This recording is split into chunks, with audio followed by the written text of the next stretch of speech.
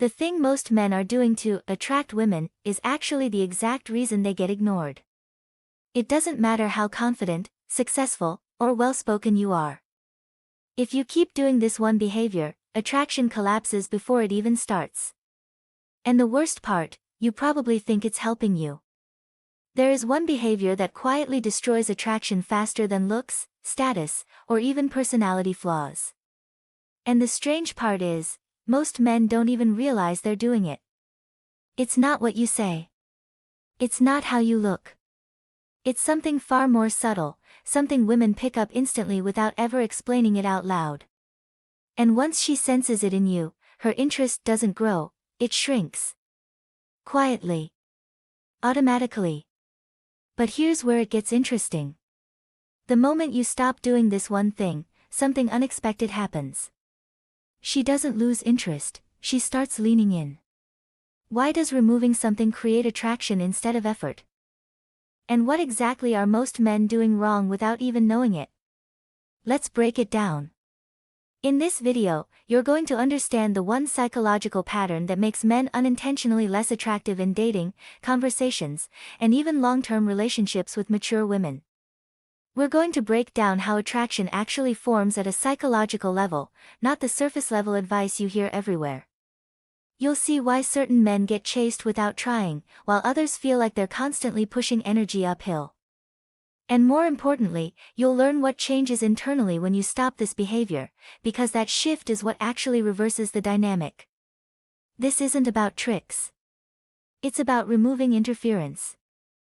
And psychology research on attachment behavior, social signaling, and approval-seeking tells us something very consistent: people are drawn to emotional stability, not emotional pursuit. So let's go deeper. Think about a man in a conversation he cares about.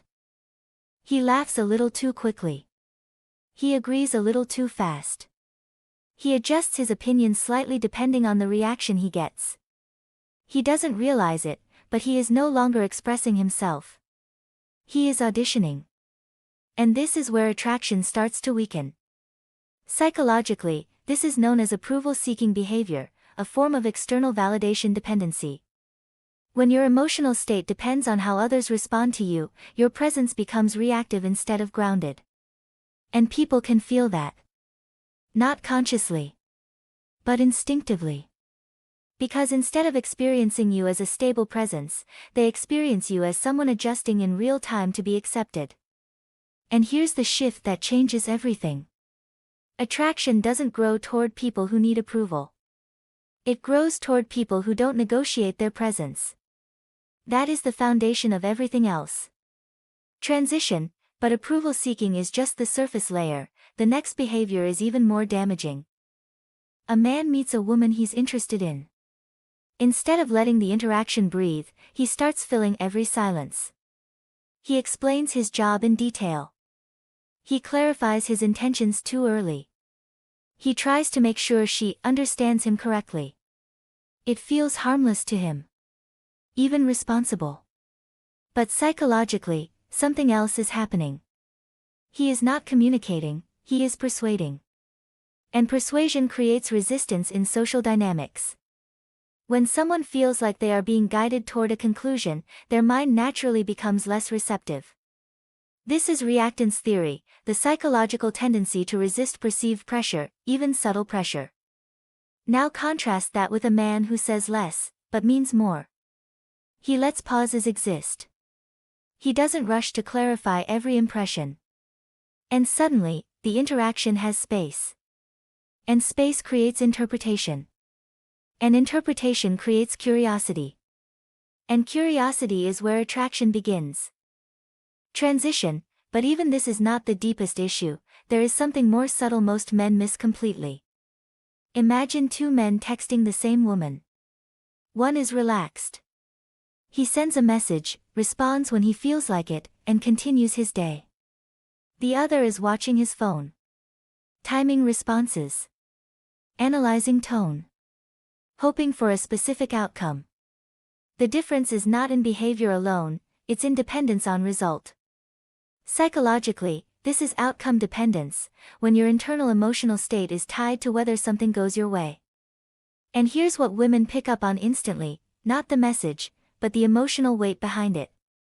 Because outcome-dependent behavior leaks urgency. And urgency communicates lack of options, lack of grounding, lack of internal center. And paradoxically, the more invested in outcome you appear, the less attractive the interaction becomes. Not because interest is wrong, but because dependence distorts it. Transition, and then there's a behavior that quietly multiplies all of this. A man who always responds instantly. Always agrees to meet.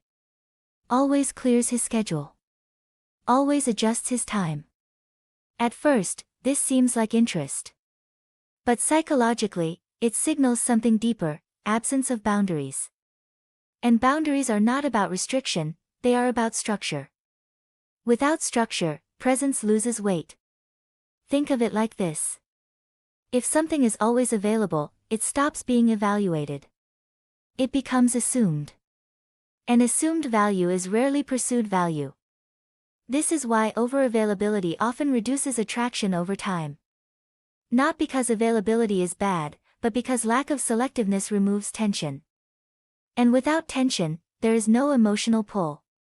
And without pull, interest flattens.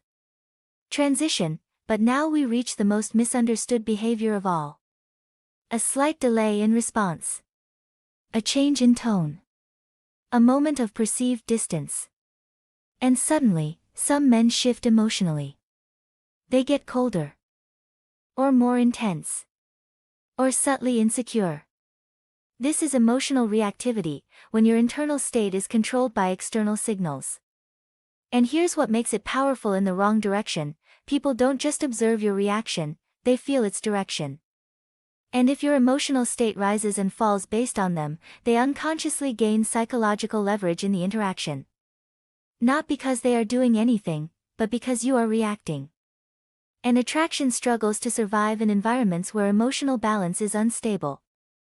Transition. Now, let's pause for something important. Here's a counterintuitive truth most men never hear clearly: the more you try to increase attraction, the more likely you are to accidentally reduce it. Because attraction is not built through addition. It is built through removal of interference. So the real question is not, what should I do more of? It's, what am I doing that is weakening my presence without me realizing it? Let's go deeper. Everything we've discussed leads to one core correction. Stop placing your emotional center outside of yourself. When a man shifts from external validation to internal grounding, something subtle changes in how he interacts with the world. He no longer needs immediate feedback to feel stable. He no longer adjusts himself to maintain approval. He no longer treats outcomes as emotional triggers. Instead, he becomes anchored. And anchoring changes perception. Because now, instead of being experienced as someone trying to get something, he is experienced as someone who is already something. This is not dominance. This is not performance. This is emotional self-containment. And psychologically, containment is rare enough to feel attractive. Not because it is loud, but because it is stable. At the deepest level, this is not about dating behavior. It is about self-relation. Because every form of approval-seeking, over-explaining, emotional reactivity, and outcome dependence points to the same internal structure: a man unconsciously looking outside himself to feel grounded.